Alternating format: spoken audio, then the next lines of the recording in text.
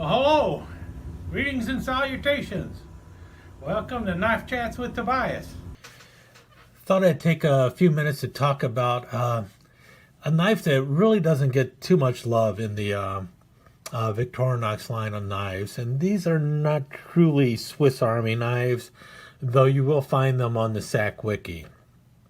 These knives are really designed for the gardener, and as such, they have different blades than you'll find on just about any other Victorinox knife. So notice I'm not saying Swiss Army knife, because these truly are not Swiss Army knives. They're definitely a different knife, but it is also somewhat underappreciated, and it is also something that I think if Victorinox put just a little bit of effort into it, these knives could become extremely popular. Now, as I stated, these are actually a florist knife or a gardening knife, and this particular one is actually called the gardener or the floral knife, depending on when it was made. And you see it all over the place. It's built on a 100mm frame, so it's basically 4 inches long, and it has a sheep foot blade on there, and nice little cutting blade, nothing fancy or anything, and that's all you get with it. And these knives, I swear, I could have sworn that when they first came out, they were selling for right around $10.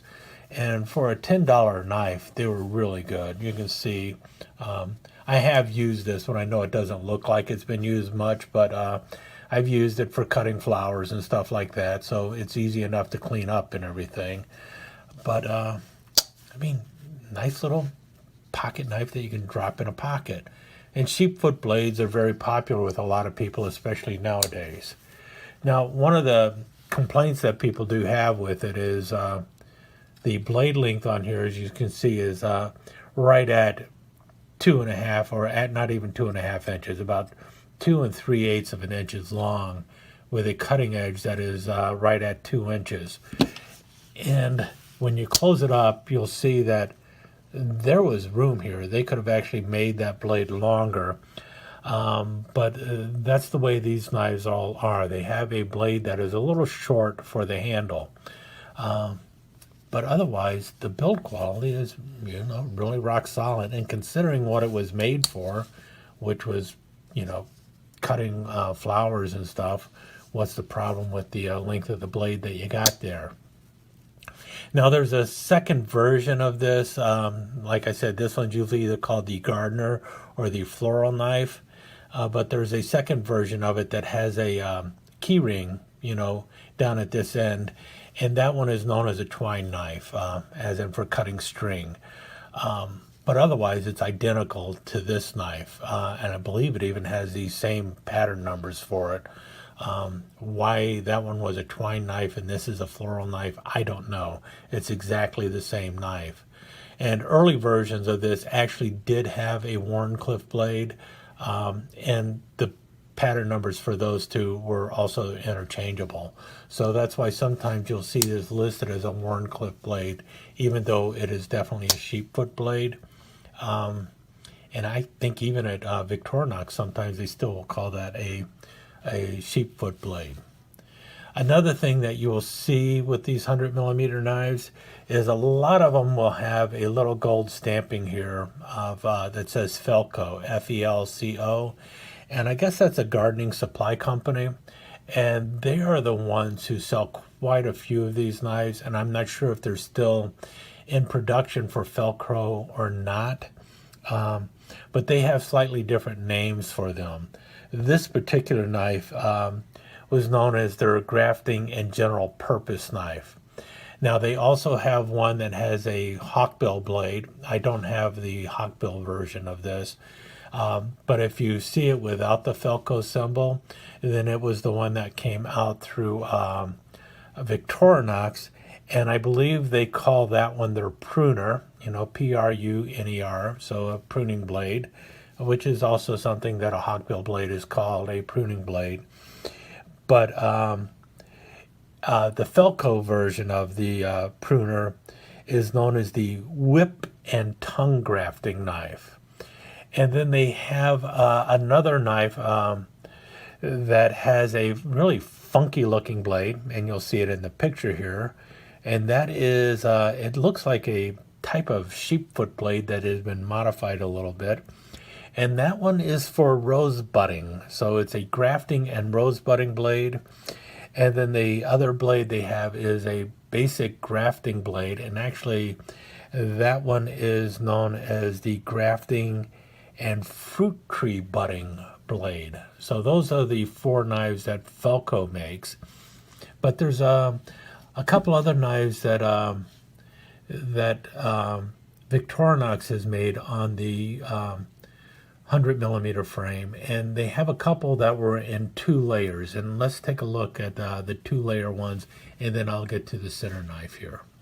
So now this is a 2-layer knife. As you can tell, it's got 2 back springs going on, and you notice there's some really funky bumps on there. And this is their grafting and budding knife, and this is the grafting and budding blade that comes with it. And I think this is they call this one a bark lifter. This portion of the blade is known as the bark lifter, and otherwise you've got the blade for grafting. I don't know squat about gardening in that area, so some other expert out there who actually knows how to graft and do budding and everything would have to explain all that to you. But what you do have is an interesting blade, which is the reason I picked it up. And you can actually still do some cutting with it, and this is good for digging stuff out and scraping stuff up. So that's what I do know about it, is you can actually dig into stuff here. This is not really sharp, but you can actually dig into tree bark with it. Any case, that's what I know about that blade. And the other blade on here is the same sheep foot blade that you have on that knife. So those are the 2 blades on the last production version of the Gardener knife. But they also had a knife that came out earlier than this that had this blade with a brass budding blade on this end, as you see in the inset photo. And even before then, though, they had a similar knife to this, still called the grafting knife, but it had a standard style clip blade instead, with the little brass budding blade. And that really leads us to the next knife and the 100mm knives that I have, which is right here in the center. And this one was not marketed as a floral knife, but it was marketed for the outdoor person, and this is known as the Day Packer. And this is the direction that I think Victorinox should go with this if they really want to expand the line. And they really don't have to do much with the Day Packer except make it a 2-layer knife and add a secondary blade to it. So what you got with it is this really nice clip blade. Yes, it is short. It is like the other ones. You see here the blade is only 2¼ inches long, with a cutting edge that is 2 inches long. So it's not a lot of blade for the handle length. You got a 4-inch handle length, and you see how the blade drops down there. You've got plenty of room there for a longer blade, but they've opted to go with a shorter blade that could actually probably fit on a 91mm knife. But because you got a 4-inch handle, this actually feels pretty comfortable in your hand. And so not a bad length of a blade for whittling or doing any kind of small cutting chores around the camp or anything like that. I mean, it's not the biggest blade, but it's a big enough blade. And the fact of the matter is, with the blade being that length, this thing is legal to carry just about anywhere.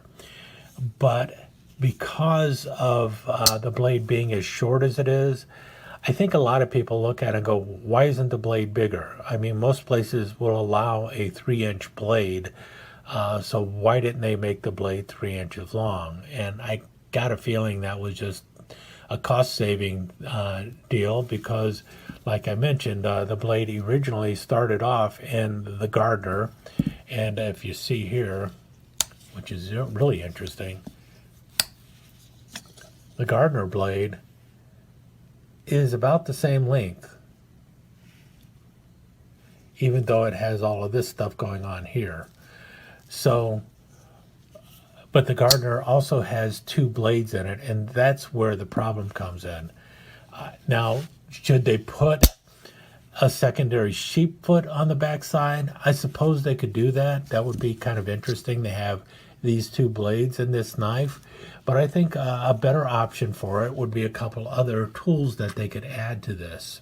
Now, the most obvious thing they could do is just make it an equivalent pen knife and add a pen blade to the opposite side there. So if you were to do that, you would see something like so, you know. Pen blade and the clip blade going on a 4-inch frame. That wouldn't be a bad idea. However, because of the length of it, you could actually go ahead and put a full-length blade on there and it would fit. So you'd have two choices there, a large spear blade and a large clip blade. Either that would be an interesting idea to throw in there. You'd have two different blade options going on, and you can see that that would be kind of cool. That wouldn't be bad at all. Another possibility for the gentleman about town, how about a nail file? Just put the nail file on the other side. Again, not a bad idea, just, you know, something to toss out there. Adding the nail file to there would be kind of interesting. Plus, the idea of adding a pair of scissors would also be something that would be very much a Victorinox kind of thing. Have the scissors added to the Day Packer, and I think you'd be okay. The one tool I would skip for sure is the combination tool. I think a lot of people are tired of the combination tool as the secondary tool that you end up with there, but a pair of scissors would be nice. And finally, especially if you're talking about day packing and being out in the woods and stuff, why not go ahead and take the saw that you have with the walker and add that to the Day Packer. And then I don't think people would be as upset about the length of the main blade there if you had some other tool on the opposite end. And, you know, this frame would be perfect for, I think, the pocket. Even at 2 layers, it's not really that thick or anything. And I don't know, I think that would work real well. As it is, the Day Packer came out in 2012. And the only thing that Victorinox did in order to try and get this to sell better is offer it in other colors. Now, just about any of these knives come in either the nylon handles with either red or black, but the floral knives, they came out in a series of pastel colors that included purple, blue, green, and yellow. And those were just in Europe, and they were, I think there's also a pink.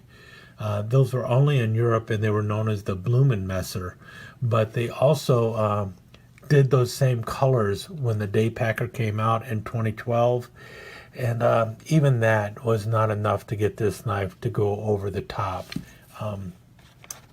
Here's the Day Packer in black, so that's what that would look like. I also have one in green, but I don't know if I'm keeping it or not. You can see the green. It's just, you know, if that would have been a darker green, that would have been something of interest to me. But the pastel colors, great for a florist knife, but I don't know if it would have be as appealing for the Day Packer knife. In any case, that's the 100 millimeter line of knives. That's all the ones that I am aware of also, either in the inset photos or the 3 that I have here. I might, if I can ever find a pruner at a decent enough price, I might pick up the hawkbill pruner. But beyond that, and the only reason I would do that is so I could have an example of all of the Victorinox lineups. I could also see me possibly grabbing the Felco ones, but only if I could get them at a decent price. I am not going to be paying $40 for these knives. They're just not worth $40 as far as I'm concerned. But when they initially came out and they were in that $12 to $15 range, I think for the Day Packer, and the other knives were right around $10 to $12. That was more than a fair price for them, because they are built to the same quality as any other Victorinox knife. But would I like to see the Day Packer come back with other optional tools added to that blade? Absolutely. I would also love to see this blade show up on a couple of the 84 millimeter frames, because I'm sure it would fit in there just fine. But yeah, I do like the Day Packer, and I kind of like these two, but I really just bought them because they were interesting to me, especially this one. But I have used this one, and I still will use it, even though it's the only one I have. So it's definitely something for as a user in the collection. Same with the red Day Packer. It's one of those knives you can just throw in your pocket and carry anywhere without worry. And well, it's built to Victorinox quality. So any case, there you have it. Stick around for a few more slides, and I'll talk to you again soon.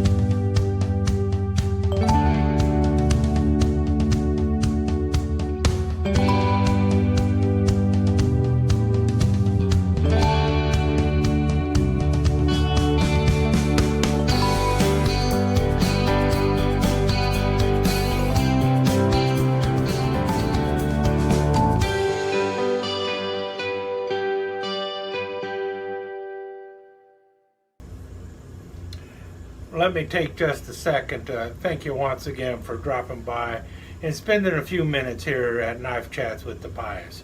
I really do appreciate it, and I do appreciate any comments that you leave. So please remember to give me that thumbs up or that you know what, and also don't forget to subscribe and ring that notification bell so you'll know when the next episode is up and running. Thanks again for dropping by. Really do appreciate your time here.